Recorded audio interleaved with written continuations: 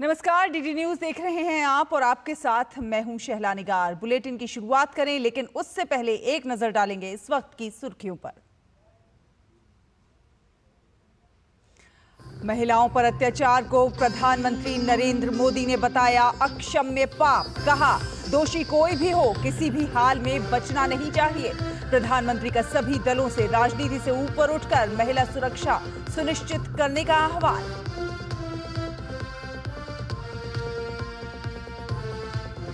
नारी शक्ति को प्रधानमंत्री की सौगात। जलगांव में लखपति दीदी सम्मेलन के दौरान 11 लाख नई महिला लखपति दीदियों को सौंपे प्रमाण पत्र। 2500 करोड़ का रिवॉल्विंग फंड और 5000 करोड़ के बैंक ऋण भी किए जारी।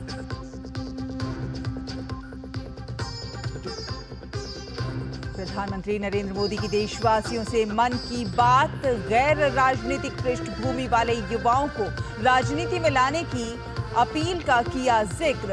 आह्वान को लेकर देश भर के युवाओं में दिखा उत्साह, जताया हर्ष।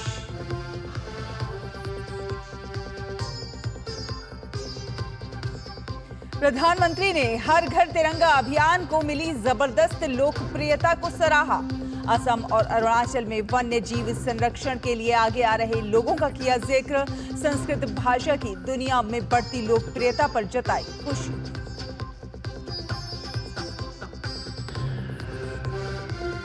केंद्रीय गृह मंत्री अमित शाह ने रायपुर में नारकोटिक्स नियंत्रण ब्यूरो के कार्यालय का किया शुभारंभ। देश को नशा मुक्त बनाने की दोहराई प्रतिबद्धता। सभी राज्यों में एनसीबी की स्थापना का लक्ष्य का भी किया उल्लेख।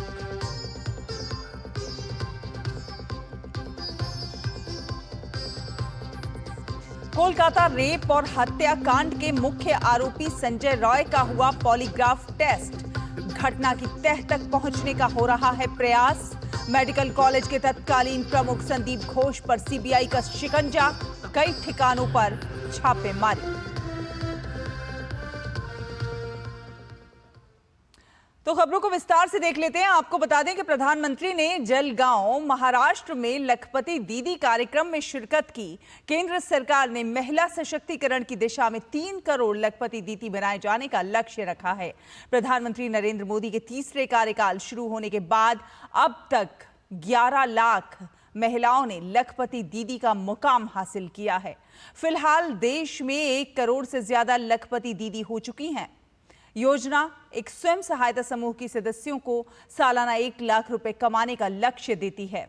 कार्यक्रम स्थल पहुंचने पर महिलाओं ने जहां प्रधानमंत्री की आरती उतारी, तो वहीं प्रधानमंत्री ने भी महिलाओं की आरती उतारी। लखपति दीदी सम्मेलन में प्रधानमंत्री ने 11 लाख लखपति दीदियों को सर्टिफिकेट भी वितरित किए। साथ ही साथ स्वयं सहायता समूहों को रिवॉल्विंग फंड और लगभग 5000 करोड़ रुपए का ऋण जारी किया। 2500 करोड़ रुपए के कोष से 4.3 लाख स्वयं सहायता समूहों को लाभ होगा, तो वहीं 5000 करोड़ रुपए के बैंक ऋण से देश के 2.35 लाख स्वयं सहायता समूहों की 25 लाख से ज्यादा सदस्यों को फायदा होगा। लखपति दीदी के जरिए महिलाओं के स्किल को बढ़ाया जाता था। आर्थिक रूप से मजबूत होती महिलाएं स्वरोजगार की दिशा में प्रेरित होती हैं। वहीं प्रधानमंत्री ने दोहराया कि देश में महिलाओं के खिलाफ अगर किसी भी प्रकार का अपराध जो होता है वो अक्षम्य होना चाहिए।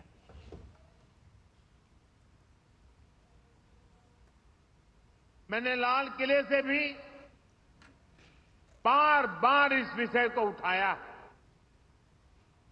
आज देश का कोई भी राज्य हो, अपनी बहनों बेटियों की पीड़ा को, उनके गुस्से को मैं समझ रहा हूं। मैं एक बार फिर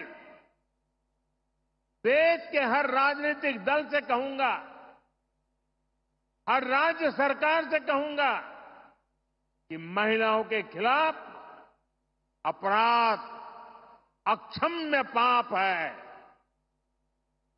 दोषी कोई भी हो, वो बचना नहीं चाहिए। उसको किसी भी रूप में मदद करने वाले बचने नहीं चाहिए।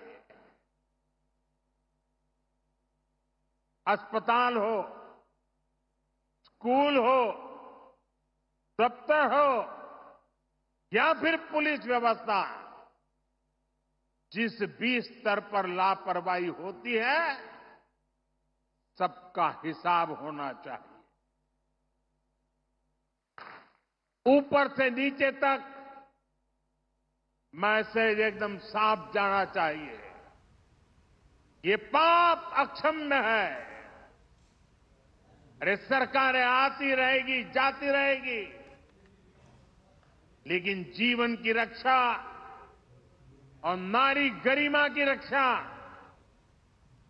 इस समाज के रूप में भी और सरकार के रूप में भी हम सबका बड़ा दायित्व है। प्रधानमंत्री ने कहा कि महिलाओं का सशक्तिकरण पीढ़ियों को प्रभावित करता है और इसी को ध्यान में रखते हुए मौजूदा केंद्र सरकार लगातार काम कर रही है। लखपति दीदी बनाने का ये अभियान सिर्फ बहनों बेटियों की कमाई बढ़ाने का अभियान है, इतना नहीं है। ये पूरे परिवार को, आने वाली पीढ़ियों को सशक्त करने का एक महाअभियान है। ये गांव के पूरे अर्थतंत्र को बदल रही है। यहां इस मैदान में मौजूद हर बहन बेटी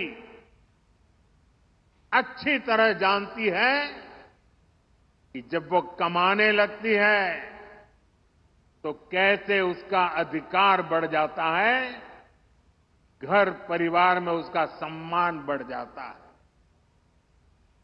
जब किसी बहन की कमाई बढ़ती है तो परिवार के पास खर्चने के लिए पैसे भी ज्यादा जुड़ते हैं। यानी एक बहन का भी लखपति दीदी बनना पूरे परिवार का भाग्य बदल रहा है। वहीं प्रधानमंत्री ने यह भी बताया कि केंद्र सरकार ने महिलाओं के सशक्तिकरण के लिए कौन कौन से कदम उठाए हैं और ये सभी कदम जो हैं वो आजादी के बाद 7 दशकों तक की सरकारों के कामकाज पर भारी हैं। एक तराजू में एक तरफ 7 दशक और दूसरे तराजू में मोदी सरकार के 10 साल तराजू में रख लिए जाए। जितना काम मोदी सरकार ने देश की बहनों बेटियों के लिए किया है वो आजादी के बाद किसी सरकार ने नहीं किया है। साथियों, ये हमारी सरकार है जिसने तय किया कि गरीबों के जो घर सरकार बनाती है वो महिलाओं के नाम पर रजिस्टर हो। अभी तक जो 4 करोड़ घर बने हैं उनमें से अधिकतर महिलाओं के नाम पर है। अभी 3 करोड़ और घर बनाने वाले हैं। इनमें से भी अधिकतर घर हमारी माताओं बहनों के नाम ही होंगे। महाराष्ट्र के जलगांव में प्रधानमंत्री नरेंद्र मोदी से संवाद करने वाली लखपति दीदियां बेहद उत्साहित हैं। देश के अलग अलग राज्यों से आई लखपति दीदियों से बात की हमारे सहयोगी शैलेंद्र मिश्र ने। जलगांव में प्रधानमंत्री नरेंद्र मोदी ने लखपति दीदियों के साथ संवाद किया। हमारे साथ यहां पर लखपति दीदी मौजूद हैं। कोई हिमाचल से आया है, कोई छत्तीसगढ़ से आया है, तो कोई राजस्थान से आया। इनसे हम बातचीत करेंगे कि कैसा लगा प्रधानमंत्री नरेंद्र मोदी से बातचीत करके और क्या जीवन में इनके बदलाव आया है लखपति दीदी बनकर। आप बताइए, आप कहाँ से आए हैं? सर, मैं राजस्थान से आई हूँ। प्रधानमंत्री ने आप सभी लोगों से संवाद किया, कैसा लगा, क्या कहना चाहिए? हमें बहुत अच्छा लगा। मतलब ये तो हमारा सपना ही था कि कभी हम मोदी जी को देखेंगे। घर के ही चूल्हे चौके में व्यस्त थे, लेकिन आज उनकी योजनाओं के द्वारा, राजीव के द्वारा हम यहाँ आए और मोदी जी से मुलाकात की, उनसे रूबरू बातचीत की। हमें बहुत अच्छा लगा। काफ़ी। आप कहाँ से आई हैं, क्या नाम है आपका?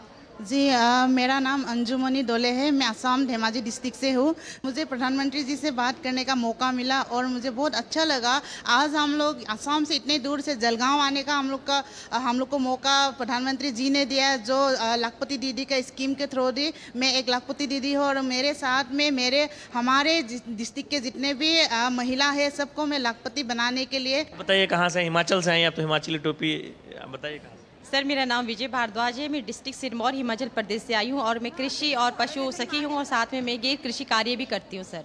यहाँ पर प्रधानमंत्री ने संवाद किया बहुत सारी महिलाओं से जो वित्तीय समाज से बैंक सखी हैं या फिर ड्रोन सखी हैं, तो आप कैसा लगा आपको? सर, बहुत ही अच्छा लगा सर कि सभी महिलाओं से यहाँ पे सर ने हम सभी महिलाओं से संवाद किया और सबके बारे में पूछा कि वो किस तरह के कार्य करते हैं और किस तरह से वो लखपति बने। कहाँ से आई हैं मैम? मैं छत्तीसगढ़ से आई हूँ, कोरिया जिले से। मेरा नाम हीना है। मैं FLCRP का काम करती हूँ और एक खुद भी लखपति दीदी हूँ। उद्यम है मेरा खुद का, जिसमें हमने 38 दीदियाँ काम करती हैं वहाँ, जो मिलिट्स को लेके है। मिलिट्स कैफ़े चलाते हैं हम लोग। बहुत अच्छा हमारा मिलिट्स कैफ़े चलता है। लगभग 14 महीने में हमने 90 लाख का टर्नओवर किया है और 23 लाख का हमको शुद्ध प्रॉफिट हुआ है। कि लखपति दीदी हैं जो खुद लखपति बनी है और इनका सपना है कि इसी तरह वो और तमाम महिलाओं को लखपति दीदी बनाएंगी। लखपति दीदियों से प्रधानमंत्री नरेंद्र मोदी ने संवाद किया है महाराष्ट्र में जलगांव में। कैमरामैन अनिल के साथ शैलेंद्र मिश्र, DD न्यूज, जलगांव। और प्रधानमंत्री नरेंद्र मोदी ने आज आकाशवाणी पर मन की बात कार्यक्रम में अपने विचार साझा किए। प्रधानमंत्री नरेंद्र मोदी ने इस बात पर खुशी जाहिर की कि गैर राजनीतिक बैकग्राउंड वाले युवाओं को राजनीति में लाने के उनके आह्वान को भारी समर्थन मिला है। प्रधानमंत्री ने इसको लेकर मिली सकारात्मक प्रतिक्रिया का जिक्र किया।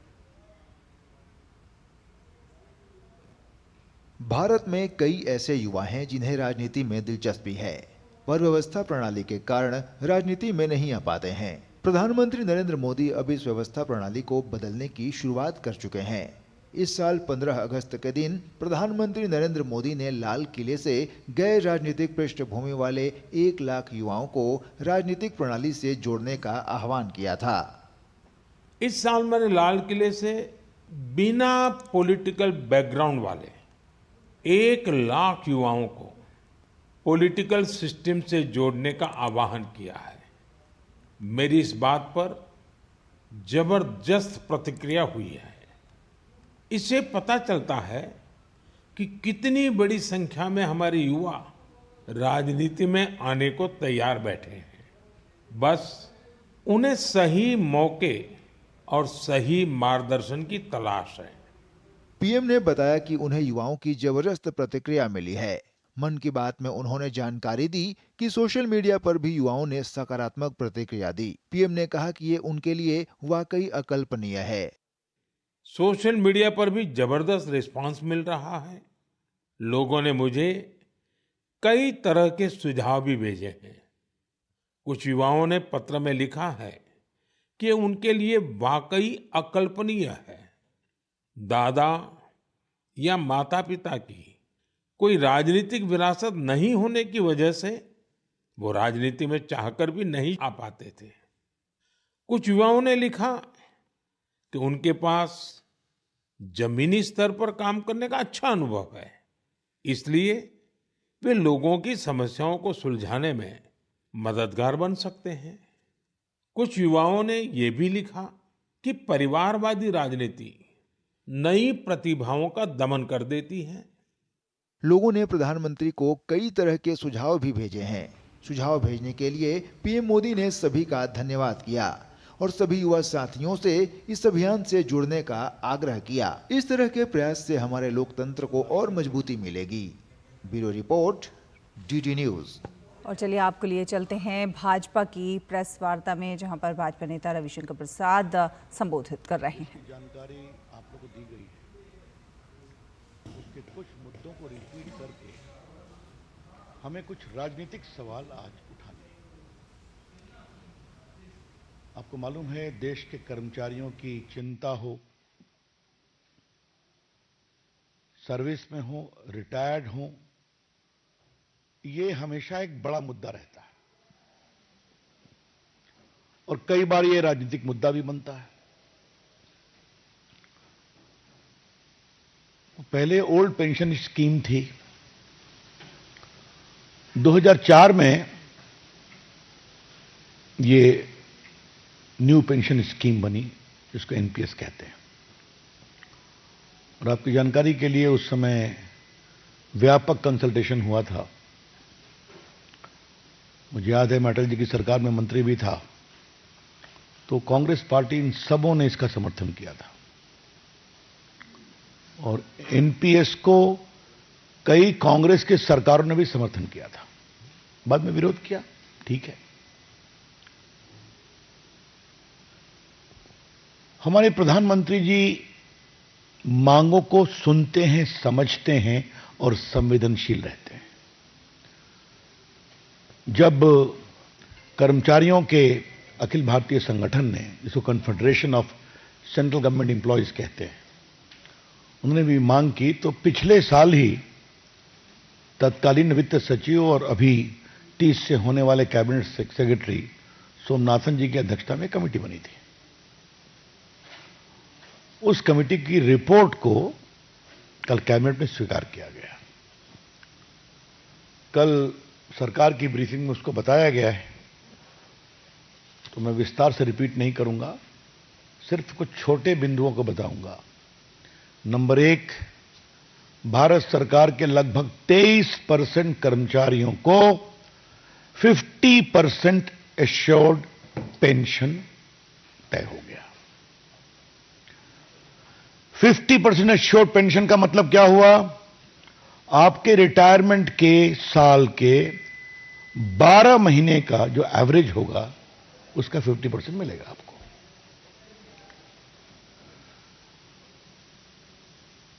अगर आप 25 साल की सेवा पूरी किए तब इसका पूरा लाभ मिलेगा। अगर उससे कम की सेवा हुई तो जो प्रोपोर्शनेट होता है उसके अनुसार मिलेगा।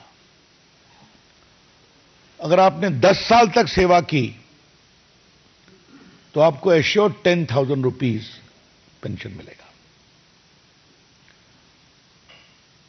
तो लास्ट पे ड्रॉन का 50% आपका एश्योर्ड पेंशन है, निश्चित पेंशन की राशि है। यह हुई पहली बात। दूसरी बात, समय के अनुसार महंगाई बढ़ती है, उसका इंडेक्सेशन होता है डियरनेस में, अलाउंस में, तो उसकी भी चिंता करने का प्रावधान हुआ है। और तीसरी सबसे महत्वपूर्ण, अगर आप गुजर गए तो आपके परिवार को भी 60% का फैमिली पेंशन मिलेगा। तो एक प्रकार से जो एक कल्याणकारी राज्य की सोच होती है वो इस पूरे निर्णय में दिखाई पड़ती है। इसके अलावे एक और महत्वपूर्ण बात समझना जरूरी है। वो क्या है?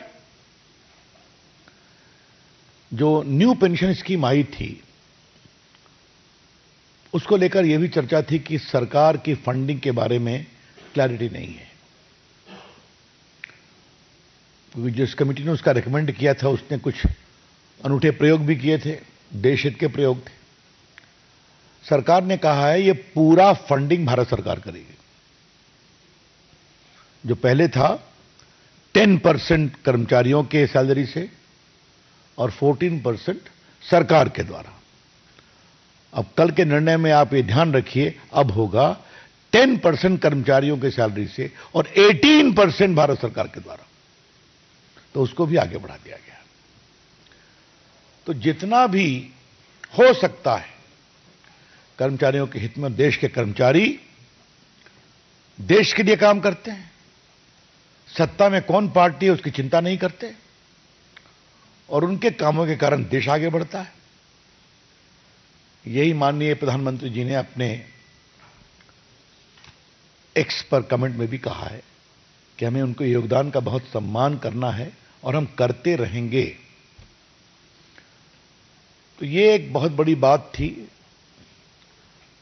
नरेंद्र मोदी की सरकार कैसे काम करती है, सोच समझ कर काम करती है, विचार करके काम करती है, एडहॉक निर्णय काम नहीं करती, और जो भी करती है वो जनहित में होता है।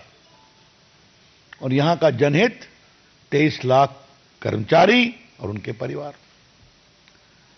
तो ये एक मोटे विषय को आज रखना जरूरी था।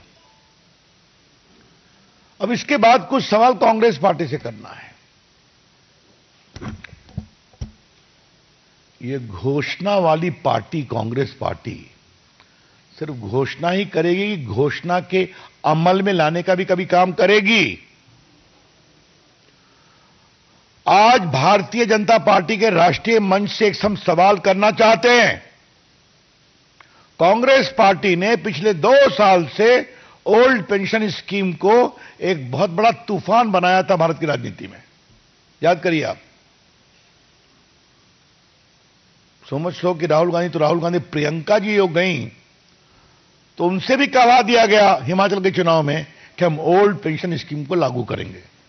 जो हमारे दिल्ली के पत्रकार गए होंगे उनको याद होगा, उनके पुराने रील्स को निकाल लीजिए।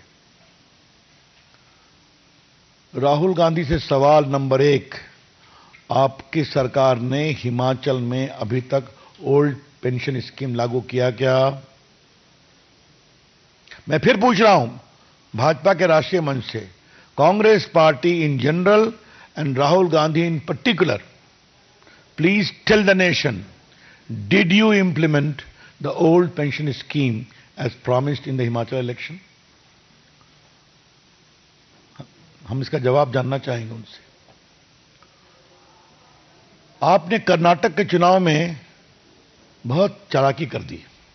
वहां क्या कहा आपने कि हम 2006 के पहले के जो कर्मचारी हैं उन्हीं के बारे में करेंगे। उनकी संख्या कितनी है? सिर्फ 13,000। समझे आप? चुनाव हुआ लास्ट ईयर और देंगे खाली 6 के पहले रिटायर होने वाले कर्मचारियों को। तेलंगाना में तो मैंने सुना है कि वहां हल्के से कहा गया। और अभी जो 24 के लोकसभा का चुनाव हुआ उसमें तो मैनिफेस्टो में मेंशन करने की भी शर्म नहीं बची। मैं रिपीट कर रहा हूं, the Congress party has become so weary of the palpable falsehood of his assurance about pension that it could not muster the courage to include that as a part of its manifesto in the Lok Sabha election. Rahul ji क्या करते हैं भाई? कितना झांसा देते रहते हैं। कभी तो सही बोलिए, और बोलिए तो कर दीजिए, और नहीं करते हैं तो मत बोलिए। हम तो नहीं कहा आपको बोलने के लिए। तो फिर मैंने हिंडनबर्ग में एक कहानी कही थी ना आपको, चिट की पॉलिटिक्स। किसी ने चिट पकड़ा दिया, ओल्ड पेंशन स्कीम ले आओ, कहा वेरी गुड, ले आए। बीच में संविधान का चिट पकड़ा दिया, उसके पहले कभी राफेल का चिट पकड़ा दिया, कभी हिंडनबर्ग का चिट पकड़ा दिया। संजय बाबू आजकल क्या चिट चल रहा है, कुछ पता है आपको?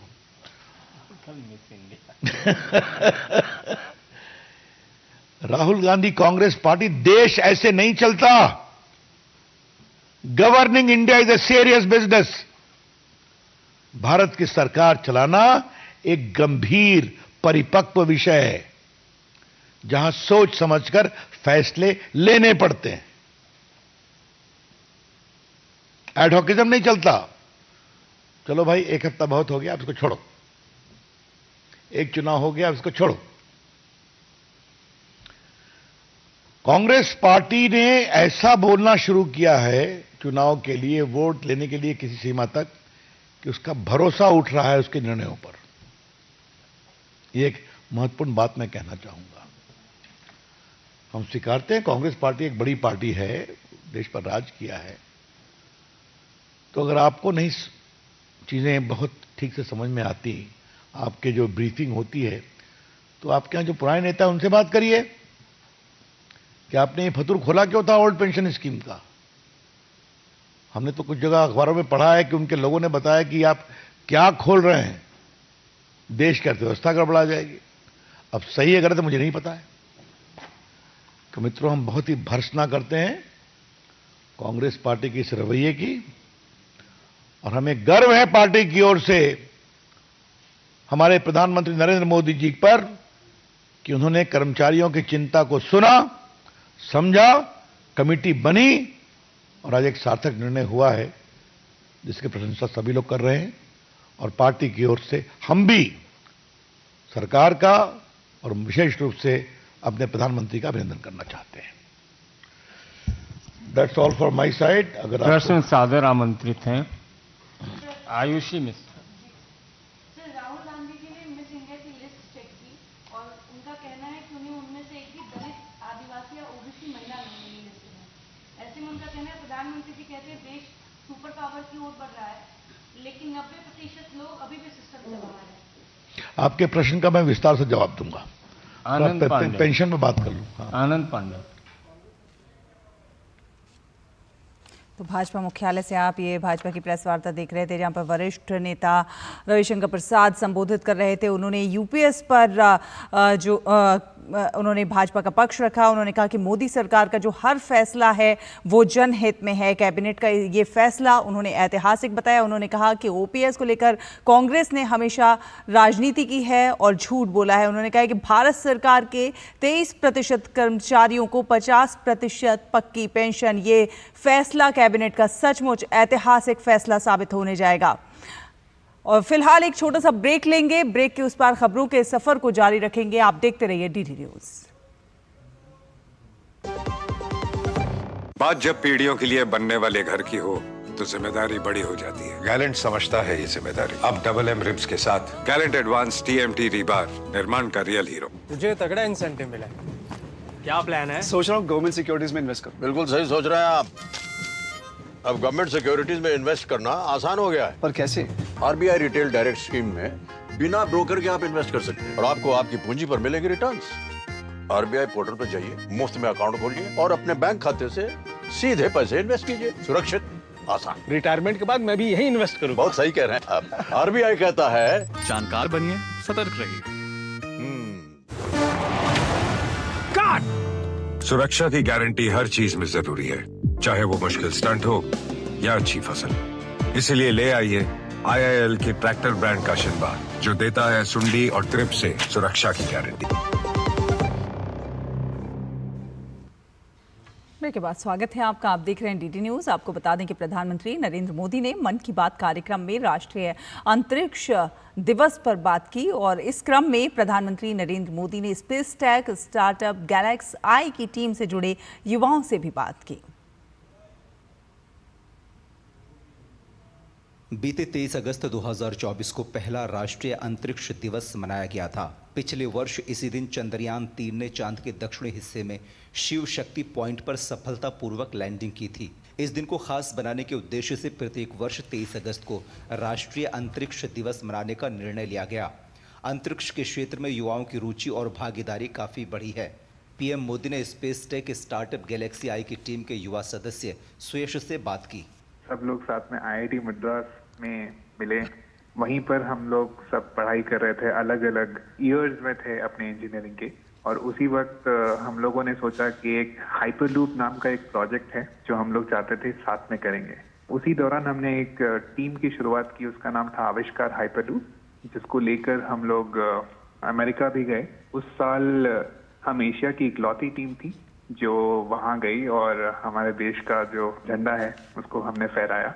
और हम टॉप 20 टीम्स में से थे जो out of around 1500 teams around the world.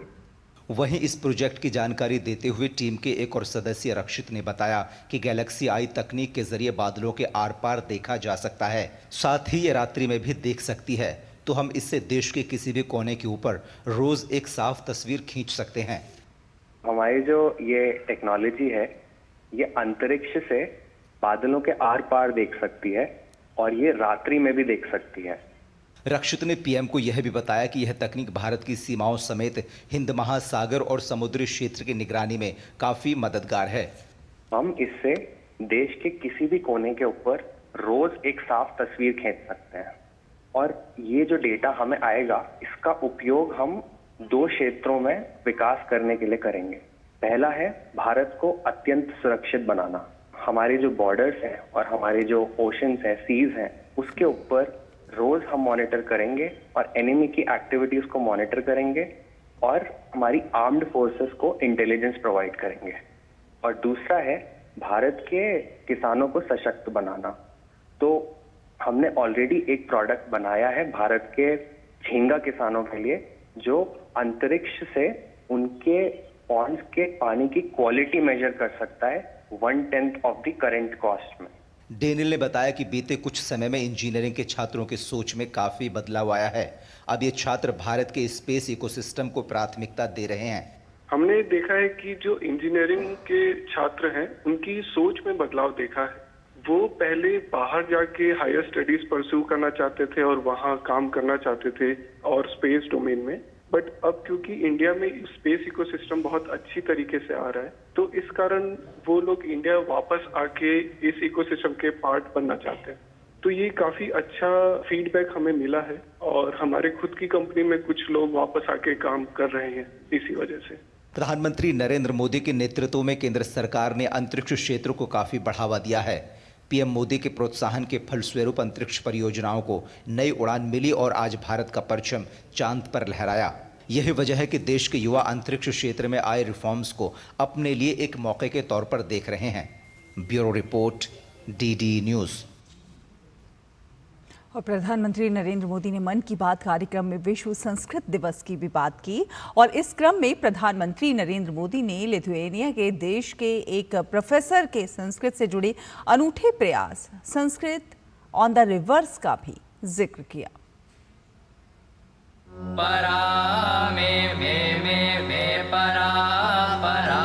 Sanskrit, जिसे देववाणी कहा जाता है, न केवल भारत की बल्कि विश्व की सबसे प्राचीन और वैज्ञानिक भाषाओं में से एक है।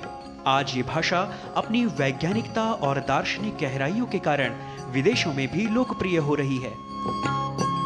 जर्मनी, कनाडा, संयुक्त राज्य अमेरिका, लिथुआनिया, क्रोएशिया जैसे देशों में संस्कृत भाषा का अध्ययन, अध्यापन और शोध तेजी से बढ़ रहा है। प्रधानमंत्री नरेंद्र मोदी ने मन की बात कार्यक्रम में श्रावण मास की पूर्णिमा तिथि को पूरी दुनिया में मनाए गए विश्व संस्कृत दिवस का जिक्र किया और कहा कि संस्कृत के प्रति लोगों का विशेष लगाव है। साथ ही उन्होंने एक ऑडियो क्लिप भी सुनाई। मेरे प्यारे देशवासियों, कुछ ही दिन पहले हमने 19 अगस्त को रक्षाबंधन का पर्व मनाया। उसी दिन पूरी दुनिया में विश्व संस्कृत दिवस भी मनाया गया। आज भी देश विदेश में संस्कृत के प्रति लोगों का विशेष लगाव दिखता है। दुनिया के कई देशों में संस्कृत भाषा को लेकर तरह तरह की रिसर्च और प्रयोग हो रहे हैं। आगे की बात करने से पहले मैं आपके लिए एक छोटी सी ऑडियो क्लिप प्ले कर रहा हूं। सातु दृष्ट्वा नदीतीरे नवाम श्वाकुनान्दनाः तितीर्षुः शीघ्रगां गंगाम् इदं लक्ष्मणमब्रवीत्। प्रधानमंत्री नरेंद्र मोदी ने इस विषय में बताया कि लिथुआनिया देश के एक प्रोफेसर वाइटिस विदुनस के प्रयास से कुछ लोगों के समूह ने किस तरह नेरिस नदी के किनारे वेदों का और गीता का पाठ किया। साथियों, इस ऑडियो का संबंध यूरोप के एक देश लिथुआनिया से है। वहाँ एक प्रोफेसर विदुनस ने एक अनूठा प्रयास किया है और इसे नाम दिया है संस्कृत ऑन द रिवर्स। कुछ लोगों का एक ग्रुप वहाँ नेरिस रिवर के किनारे जमा हुआ और वहाँ उन्होंने वेदों और गीता का पाठ किया। यहाँ ऐसे प्रयास पिछले कुछ वर्षों से निरंतर जारी है। आप भी संस्कृत को आगे बढ़ाने वाले ऐसे प्रयासों को सामने लाते रहिए। विदेशों में संस्कृत भाषा की बढ़ती लोकप्रियता यह प्रमाणित करती है कि यह प्राचीन भाषा आधुनिक विज्ञान के लिए भी अत्यंत महत्वपूर्ण है। लोक कल्याण के भाव से अन्वित संस्कृत भाषा को पुनर्जीवित करने के इस वैश्विक प्रयास में सहभागी बनने की आवश्यकता है, ताकि प्राचीन ज्ञान और आधुनिक विज्ञान का यह संगम भविष्य की सार्थक दशा व दिशा को तय कर सके। Bureau report, DD news. और प्रधानमंत्री नरेंद्र मोदी ने मन की बात में हर घर तिरंगा अभियान का भी जिक्र किया और इस पर केंद्रीय सूचना एवं प्रसारण राज्य मंत्री डॉक्टर एल मुरुगन ने कहा कि देश भर के लोग काफी उत्साह के साथ हर घर तिरंगा यात्रा का हिस्सा बने। प्रधानमंत्री जी ने बहुत तारीफ किया, पूरा देश में पूरा सब लोग जोड़ा इसमें, उनका व्यापार स्थल में भी, उनका दुकान में भी, उनका घर में भी, उनका गाड़ी में भी, उनका सेल फोन, लैपटॉप, टैब सब इस बार पूरा देश में ये हर घर तिरंगा सेलिब्रेशन। और मन की बात में तिरंगा अभियान के उल्लेख पर दिल्ली विश्वविद्यालय के अंबेडकर कॉलेज के प्राचार्य प्रोफेसर सदानंद प्रसाद ने कहा है कि इस अभियान से भारतवासियों को गर्व और जिम्मेदारी की अनुभूति हुई है। हम हर भारतवासियों को इस पे गर्व और एक जिम्मेदारी की अनुभूति हुई है। सारे घरों पे जब तिरंगे लहराते हुए हम देखते हैं तो हमें ऐसी अनुभूति होती है, इतनी सारी विविधताओं के बावजूद भी हमारा देश एक है, ऐसा हम सभी भारतवासियों को एहसास होता है। केंद्र में मोदी सरकार के सत्ता में आने के बाद असम स्थित अंतर्राष्ट्रीय सीमा पर CIBMS तकनीकी सिस्टम स्थापित किया गया। इससे ब्रह्मपुत्र की रिब्राइन बॉर्डर पर एक और रात रडार और कैमरों से निगरानी रखी जाती है। इसकी मदद से घुसपैठ सहित अन्य जो अपराध होते हैं उनको विफल बनाया जा रहा है। असम में लगातार हो रही बारिश से ब्रह्मपुत्र का जलस्तर काफी बढ़ा हुआ है। ऐसे में BSF के जवान बोट नाका लगाकर सुरक्षा में तैनात तो हैं ही, साथ ही साथ CIBMS जैसे उच्च तकनीकी सिस्टम से दिन रात भारत बांग्लादेश सीमा पर ब्रह्मपुत्र की निगरानी कर रहे हैं। सीमा पार कर रहे ग्रामीण बताते हैं कि आंधी तूफान और भारी बारिश में भी BSF के जवान देश की सुरक्षा में मुस्तैद रहते हैं। पूरा बॉर्डर पे खड़ा है। वो जो हमारा यहाँ जो BSF है बहुत अच्छा है, हमारे लिए बहुत पूरा हेल्प करता है।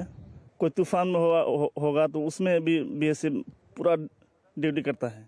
भारत बांग्लादेश के बीच तस्करी रोकना BSF के लिए सबसे बड़ा टास्क है। ऐसे में BSF के जवान हर आने जाने वाले पर पूरी नजर रखते हैं।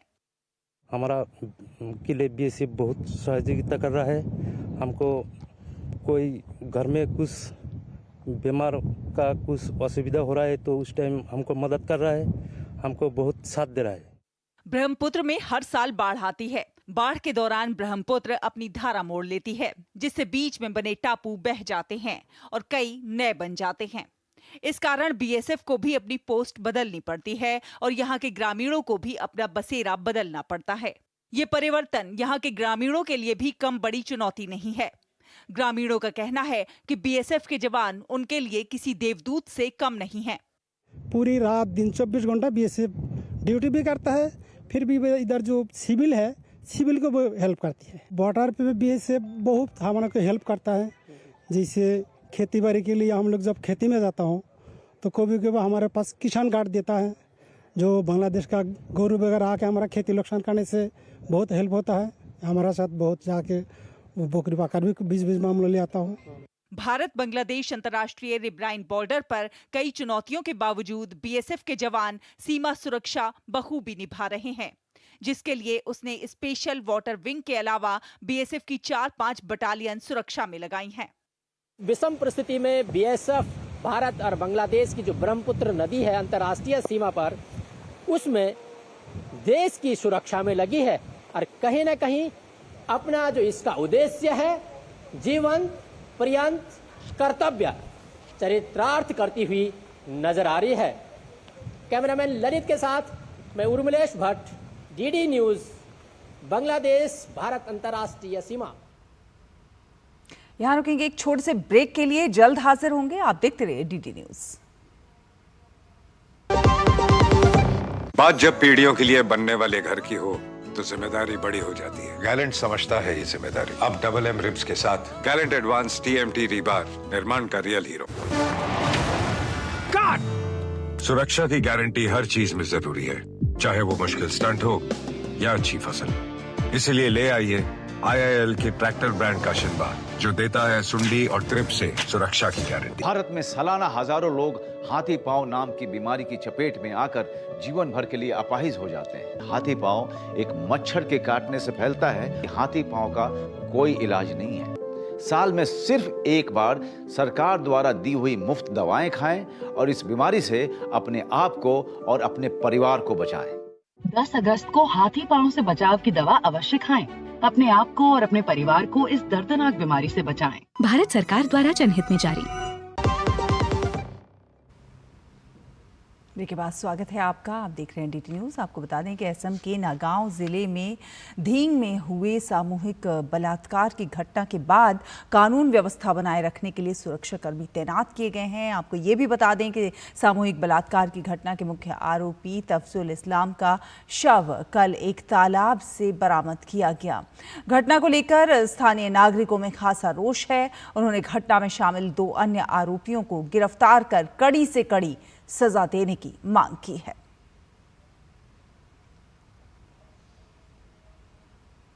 जब तक 2 और कल्प्रिट जो है उनको कड़ी से कड़ी सजा नहीं दी जाएगी, तब तक ये प्रोटेस्ट जारी रहेगा। और प्रशासन को मैं यही बोलना चाहता हूं कि जल्द से जल्द उन 2 कल्प्रिट को पकड़े और उनको कड़ी से कड़ी सजा दे। जो घटना हुई है बहुत ही निंदनीय घटना है और पहले भी 1 महीने पहले भी ऐसी घटना हुई थी। तो आरक्षी प्रशासन को हम लोग ने जनाया था कि ऐसा ऐसा हुआ, तो उन्होंने आस्था दिया था कि हम लोग कर रहे हैं कार्रवाई और पकड़ा जाएगा, लेकिन अभी तक कुछ नहीं हुआ। उसके बदले और यहाँ पे बहुत चोरी डकैत जैसी बहुत घटना होती है और कुछ ऐसी घटना हुई है जो मतलब बोला नहीं जाएगा। और 1 महीने पहले जो घटना हुई थी वो 60 से 70 साल के बीच में जो औरत थी उनको ऐसा रेप किया गया था, उनको स्प्रे मार के उनका रेप किया गया था। हम लोग का जो आइन है ना, लॉ है, वो चेंज करना है अभी। मतलब जैसे कि एक अपराधी कुछ अपराध कर लिया तो इससे कि आसानी से वो छुटकारा मिल जाता है। ऐसा होना चाहिए सजाए मौत, सीधी सी बात है। इसलिए मैं दरखास्त करता हूँ गृह मंत्री से और हम लोग सरकार से कि ये जो आइन है ना, आइन थोड़ा चेंज करना है। जब तक मतलब कि 2 अपराधी नहीं पकड़ा जाएगा, उसको अच्छे से अच्छे सजा नहीं मिलेगा, तब तक प्रोटेस्ट जारी रहेगा हम लोग का। और इस पूरे मामले पर मुख्यमंत्री हेमंत बिस्वा शर्मा ने कहा है कि असम में महिलाओं के खिलाफ अपराध भी एक बड़े अतिक्रमण का हिस्सा है। अपराधी पहले रणनीतिक रूप से परिवारों को डराते हैं और फिर उनकी जमीनें हड़प लेते हैं। This is not crime against women only. This is links to the encroachment of lands. Because once these activities are done, the next day people started feeling insecure and they leave that area. This is the pattern they are doing it for last 10-15 years. If you look at the situation specifically in Dhing, last few years, there are continuous pressure on the local Assamese people of the Dhing to leave the place. And this incident of rapes, this incident of molestation are only not linked with the crime against women. These are being used as a weapon to get the land vacated by our indigenous people. आम आदमी का जीवन आसान बनाने में केंद्र सरकार की जन कल्याण योजनाएं महत्वपूर्ण भूमिका निभा रही हैं। दवाओं पर आने वाले खर्च को कम करने में प्रधानमंत्री जन औषधि योजना लोगों के बहुत काम आ रही है। आपको दिखाते हैं ये रिपोर्ट।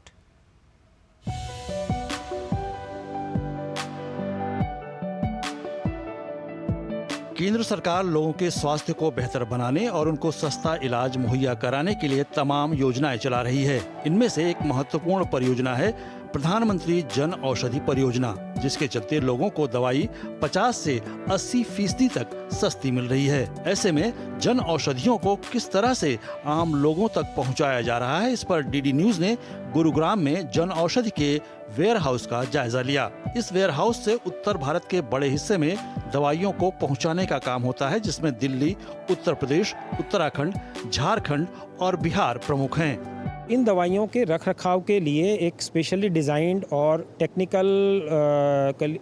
डेवलप्ड वेयर हाउसेज़ का होना बहुत ज़रूरी है। तो जैसा आप मेरे पीछे देख रहे हैं कि ये डिफरेंट पैलेट्स में आप ये रोज़ हैं, इसमें 35-36 नंबर तक आप रोज़ देख रहे हैं और इसमें 6 लेवल्स हैं, इसमें दवाइयों को रखा जाता है।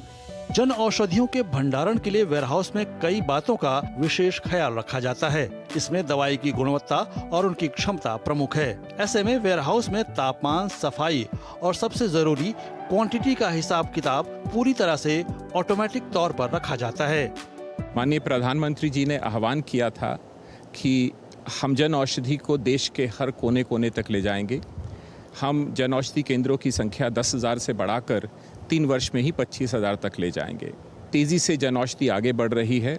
हमारे केंद्रों की संख्या 13,000 से अधिक हो गई है और हमारी ईयर ऑन ईयर ग्रोथ 35 से 40% है। पिछले 10 सालों में जब से इनकी शुरुआत हुई है, जन औषधियाँ आम लोगों के लिए किसी वरदान से कम नहीं हैं। प्रधानमंत्री जन औषधि परियोजना के लाभार्थियों की संख्या में भी काफी इजाफा हुआ है। इस समय देश भर में 13,000 से ज्यादा जन औषधि केंद्र हैं और अगले 2 सालों में जन औषधि केंद्रों की संख्या 25,000 करने।